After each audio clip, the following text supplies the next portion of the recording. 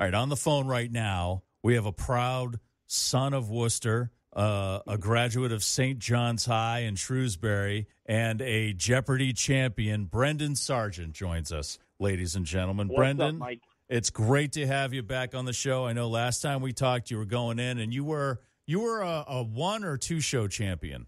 I was a one-show champion, and the last time we chatted was I knew I was a one-day champion, but nobody else knew yet. So, well, now you've been, and you must have done a great job. They invited you back for this Champions Wildcard Tournament tonight at 7:30. You can see Brendan from Worcester, Mass, on Jeopardy once again. And so is everybody participating in this? Are they all wild cards? Yeah, so they've been doing a few tournaments that are kind of like inviting folks back. One of them is the Second Chance tournament for folks who lost. I think that one was designed for folks who lost to some of the super champs, like folks that went on to win, 20, 30 games.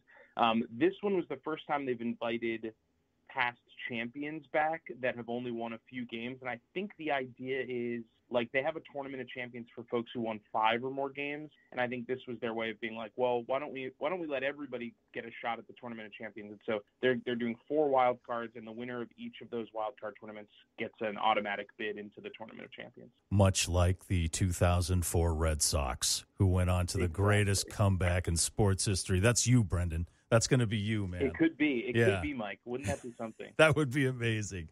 I want to talk to you about a couple of things. One, so you were concerned with your buzzer technique in your last appearance, and you read a book that actually is about buzzer technique on Jeopardy. Is that correct? I did, yeah. I sort of can't believe it. I had heard about this book. It's called Secrets of the Buzzer by this guy named Fritz Holznagel. And not a real name. About it, and not a real name. That was my first red flag. What is this name? No, I had heard about it, and my honest to God thought was this is like a joke. Like how much can one learn about a buzzer? Certainly cannot fill a book. Now it is a small book, but after I've heard about it a bunch, and then there's this podcast called This Is Jeopardy that I started listening to kind of get in the mindset, and they brought it up in that a bunch, and a couple of like really successful people were like, this book changed.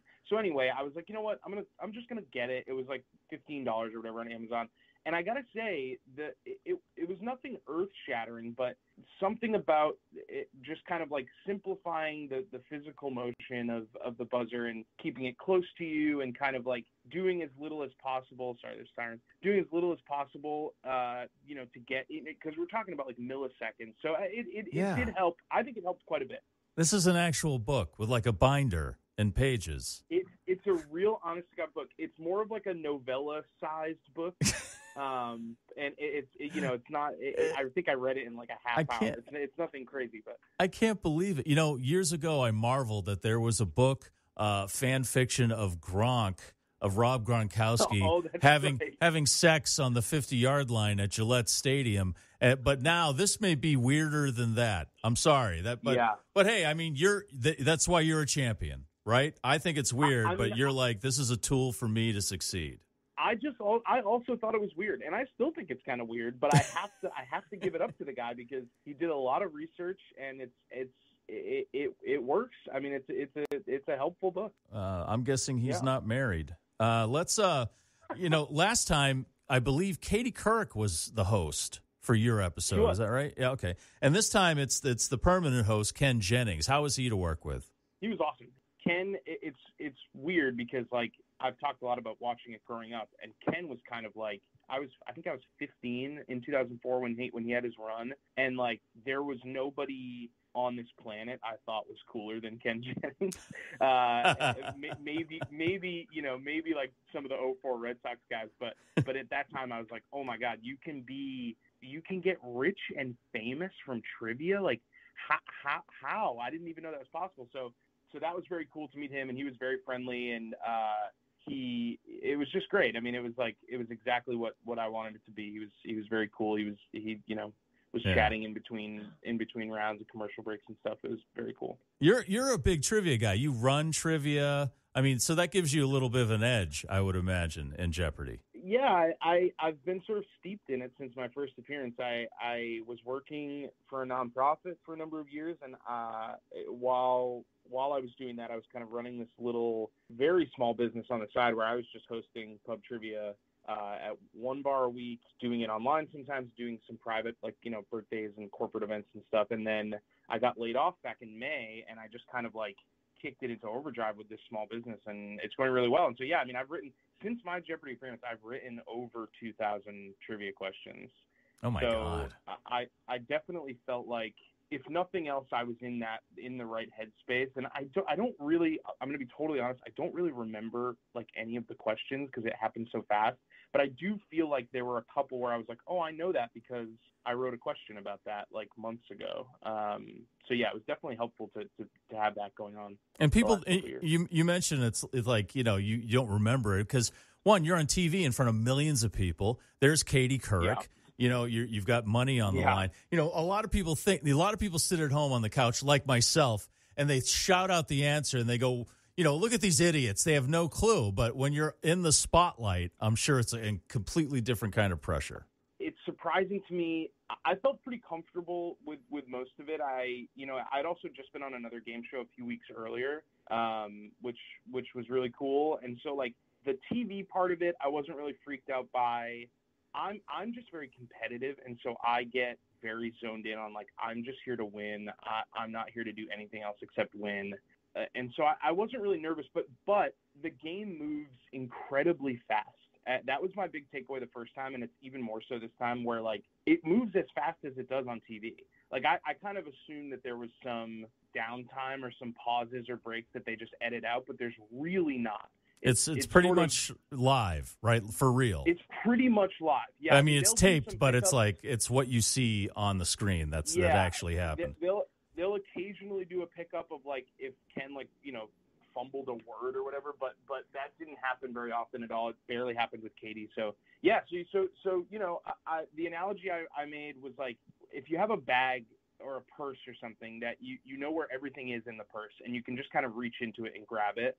Even after years of using that bag, like every once in a while you'll reach in and grab the wrong thing. Even though you know where the thing is that you're looking for, you just kind of grab the wrong thing. And that happens sometimes with trivia, where like I will answer a question and I'll be and when it's moving that fast and it's wrong, and I'm like, I know it's wrong. Like I said the wrong thing. That can be very frustrating. But as far as like nerves, I don't know. I wasn't really feeling too nervous this time around. I was just mostly excited. I have a very important question about the show, and it's more about behind the scenes, Ken, and I want you to be completely honest with me. Okay, if I can. I did sign an NDA. Oh, no, I understand. But okay. as a proud son of Worcester, please be honest with me. What kind of refreshments do they serve in the green room? Do they have actual food, or is it cheap like Cracker Barrel and crackers and stuff, or what do they got back there? Well, I'm a bit of a cheap date, so I don't mind the snacks that you're maybe describing as lower level. But the green room is the solid. The whole behind the scenes setup is amazing. The green room is full of whatever you could need. I mean, I wasn't eating much. I didn't have much of an appetite during the day because I was like waiting. So because my episode is on Thursday, that means I was the fourth episode to shoot that day. Mm-hmm. And so I was just sitting around, and then we had lunch. Lunch was really, really good. They set you up though. It's great. It was cooler this time around because there was no COVID restrictions. So my first appearance, there was no green room. The green room was the Wheel of Fortune stage. And so we were all like spread out. Cool. And yeah, it was very cool. I mean, we were like sitting at the Wheel of Fortune audience, and there's a million signs that say "Don't touch the wheel." Apparently, there's been some issue in the past, but "Don't touch the wheel" was like, I really think they would have like killed you if you touched the wheel. But the green room was great. It was fun. It was a bunch of people who had won Jeopardy, and so like I think all of us felt a little bit more comfortable being friendly and kind of chatting with each other. And we got to watch the games from the green room, so we got to do the thing that you do at home where we're like, how did you not know that? But it was really great. Well, that's awesome. Well, listen, Brendan Sargent, thank you again for coming on with us. It's on tonight, 7:30. You can see Brendan on Jeopardy. So if it's okay, I just want to run a couple of questions by you, a little Worcester Jeopardy right here. Please, yeah, I'm a little bit nervous. But I'm excited. Well, I think I have a good grasp on Worcester trivia. We'll see. Well, you're a big Los Angeles guy now, so I want to make sure you're still in touch with your roots.